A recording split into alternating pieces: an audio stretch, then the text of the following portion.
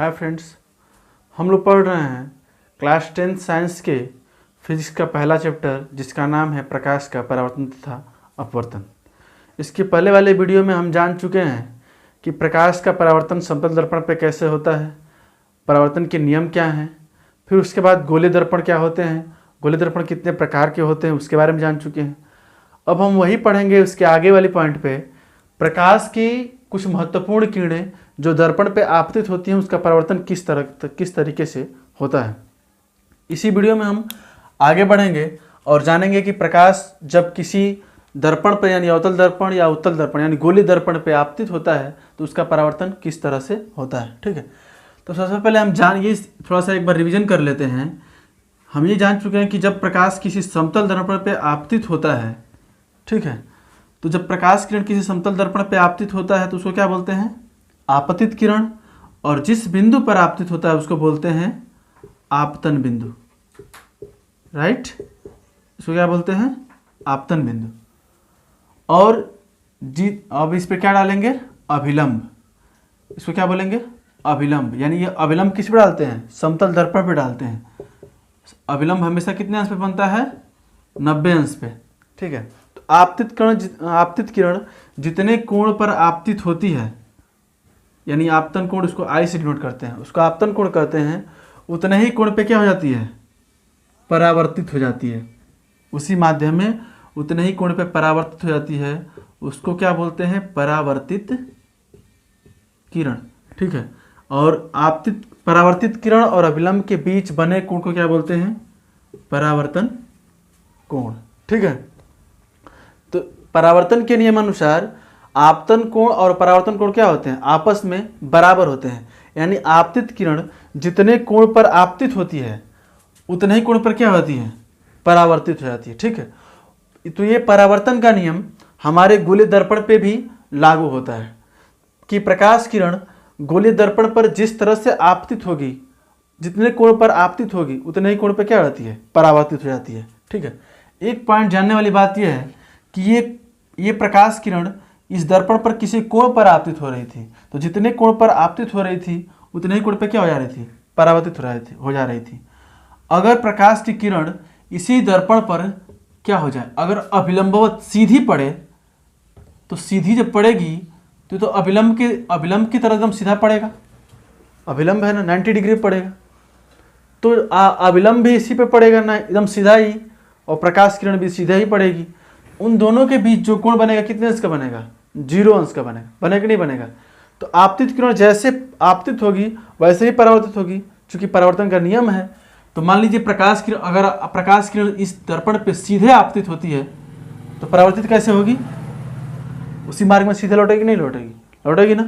ठीक है, इसी तरह से हम जान लेते हैं कि अगर मान लीजिए एक वृत्त है, ठीक, ये वृत्त है, इस वृत्त का केंद्र है, ठीक है, और इस वृत्त के केंद्र से कोई भी रेखा इसके परिधि पर खींचेंगे उसको क्या बोलते हैं, त्रिज्या बोलते हैं। तो गोलीय दर्पण में भी हम पढ़ चुके हैं कि गोलीय दर्पण जिस खोखले गोले का भाग होता है उसके केंद्र को क्या बोलते हैं, वक्रता केंद्र बोलते हैं। बोलते हैं कि नहीं बोलते हैं। तो गोलीय दर्पण जिस खोखले गोले का भाग होता है उसके केंद्र को वक्रता केंद्र बोलते हैं, और गोलीय दर्पण और उसके ध्रुव के बीच की दूरी को वक्रता त्रिज्या बोलते हैं। तो ये भी त्रिज्या हुई कि नहीं हुई। इससे कहीं भी अगर एक रेखा खींचेंगे और इसकी दर्पण से मिलाएंगे वो भी क्या होगी, त्रिज्या होगी, नहीं होगी, चाहे वो उत्तल दर्पण हो चाहे अवतल दर्पण हो। ठीक है, क्या होगी, वक्रता त्रिज्या होगी। तो जब किसी भी वृत्त के गोले के केंद्र से उसकी परिधि पर जब रेखा खींचते हैं उसको त्रिज्या बोलते हैं, और वो हमेशा परिधि पे कितने अंश का कोण बनाता है, 90 अंश का। कितने अंश का कोण बनाता है, 90 अंश का। इस बात को आप ध्यान पे रखिएगा। तो ये अभिलंब होता है, जब वृत्त के केंद्र से वृत्त की परिधि पर कोई भी एक रेखा खींच दें तो वो उस पर क्या होता है, अभिलंब होता है। ठीक है, तो इस तरह से अगर हम इसके वक्रता केंद्र से इसके गोलीय दर्पण पर कोई भी एक लाइन खींचेंगे वो क्या होगी, इस पर अभिलंब का काम करेगी, करेगी नहीं करेगी। ठीक है, अब हम चलते हैं सीधे पॉइंट पे, इस बात को आप ध्यान में रखिएगा। चलते हैं कुछ महत्वपूर्ण किरणों में। पहला नियम, तो हम आपको 4 नियम बताएंगे, आप ध्यान से समझिएगा। पहला नियम, ठीक है, हम इस दर्पण पे प्रकाश किरण डालते हैं, सॉरी रुकिए,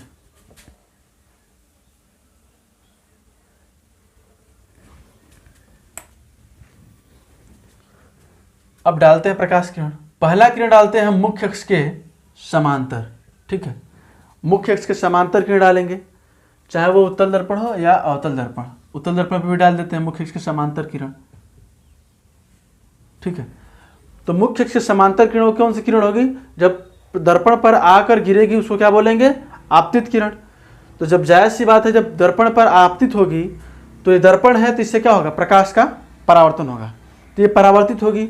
और परावर्तित कैसे होगी? परावर्तन के नियम के अनुसार जितने कोण पर आपतित होती है उतने कोण पर क्या हो जाती है? परावर्तित हो जाती है।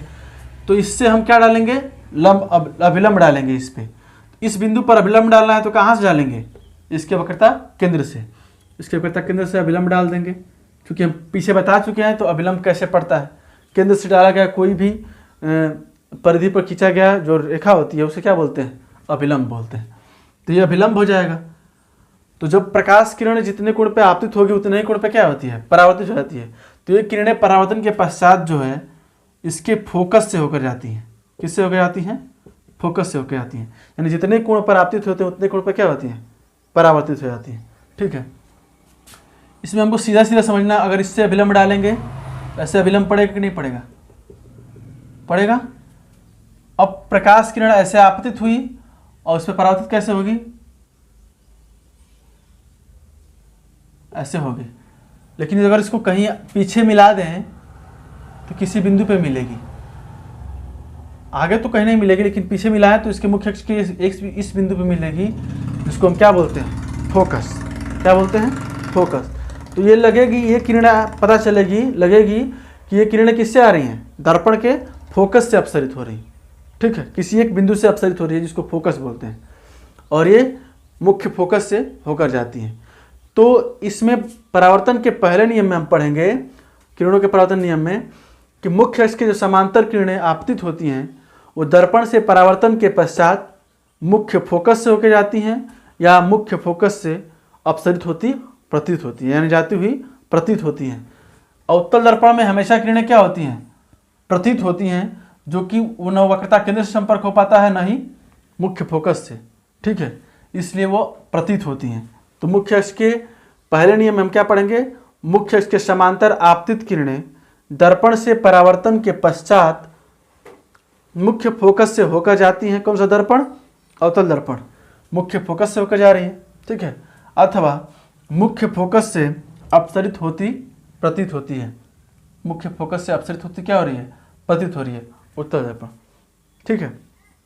अब हम चलेंगे अगले पॉइंट पे, इसको आप स्क्रीनशॉट ले लीजिएगा। अगला पॉइंट हमारा क्या बनेगा? पहला पॉइंट आप ध्यान दीजिएगा, मुख्य के समांतर आपतित किरणें दर्पण से परावर्तन के पश्चात मुख्य फोकस से होकर जाती हैं, अवतल दर्पण, तथा मुख्य फोकस से अपसरित होती प्रतीत होती हैं, उत्तल दर्पण। अब हम पढ़ेंगे दूसरा पॉइंट, ठीक है। ये अवतल दर्पण हो गया, ये उत्तल दर्पण हो गया।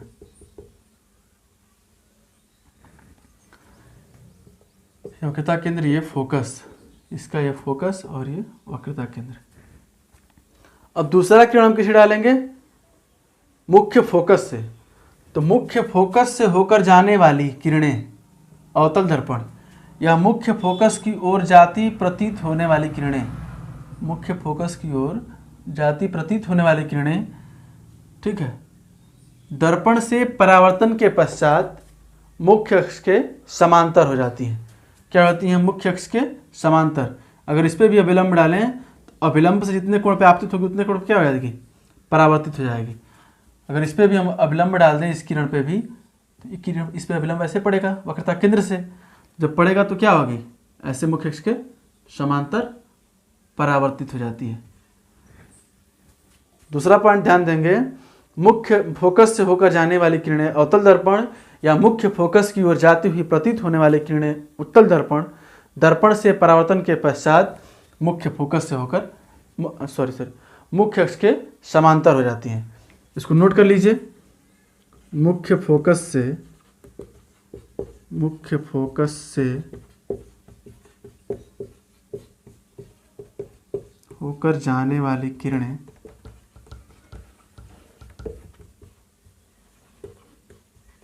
दर्पण से परावर्तन के पश्चात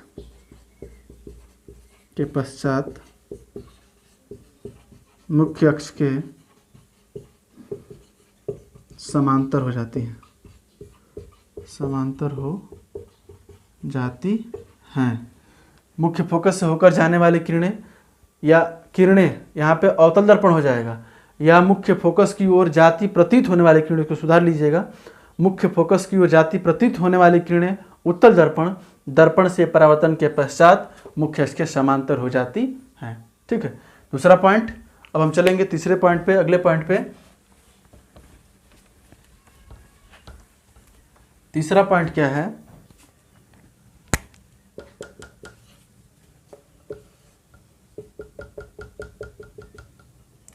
यह अवतल दर्पण और यह कौन सा दर्पण होगा? उत्तल दर्पण। अब हम जो तीसरा पॉइंट डालेंगे प्रकाश की किरण, वो किसे डालेंगे? वक्रता केंद्र से। तो वक्रता केंद्र से मतलब कि इस दर्पण पे क्या होगी? अभिलंब होगी। जो भी किरण वक्रता केंद्र से होके जाएगी या वक्रता केंद्र की ओर जाएगी, वो क्या होगी? उस दर्पण पे अभिलंब होगी। तो जब अभिलंब पे किरण आपतित होती है, वो क्या होती है? अपने ही मार्ग में सीधे क्या होती है? वापस लौट जाती है। तो इस पे भी तो किरण अभिलंब का काम करेगी।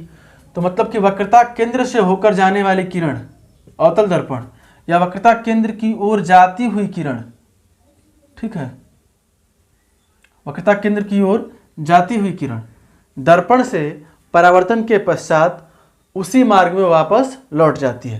तो ये क्या हो जाएगी? उसी मार्ग में वापस लौट जाएगी। चूंकि ये अभिलंब है, तो अभिलंब वाली किरण जो क्या होती है? सीधे अपने मार्ग में वापस लौट जाती है। तीसरा पॉइंट, ठीक है।